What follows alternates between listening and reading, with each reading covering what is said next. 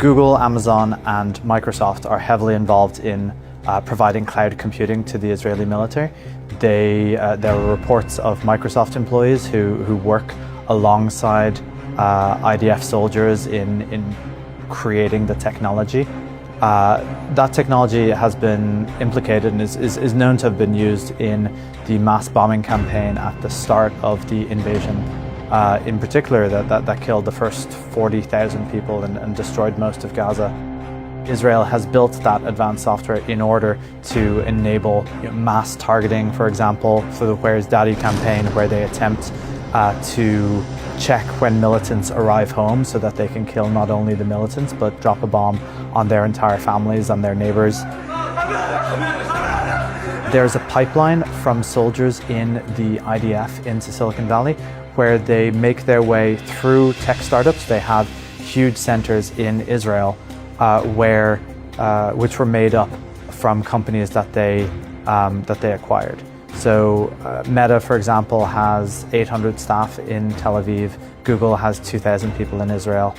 And this makes up a significant portion of the internal lobbying.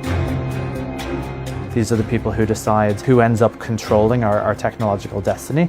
It's no coincidence that Peter Thiel and companies that he's funded, such as Palantir, have been enabled to go so far because there's a huge amount of money from people who have this extreme far right, and they are very much aligned with the Israeli objectives. However, some big tech companies go much further and allow policy decisions for Israel-Palestine conflicts to be made in Tel Aviv by their Israeli employees. The Israeli offices of Google and Meta that make policy decisions about what kind of content is allowed. And so they have taken very aggressively anti-Palestinian policies. What happens is that the Israel lobby has labeled anything that is pro-Palestine as terrorists. They call anyone who speaks up for Palestine, they call them pro-Hamas, and then they attempt to use these policies to get speech shut down.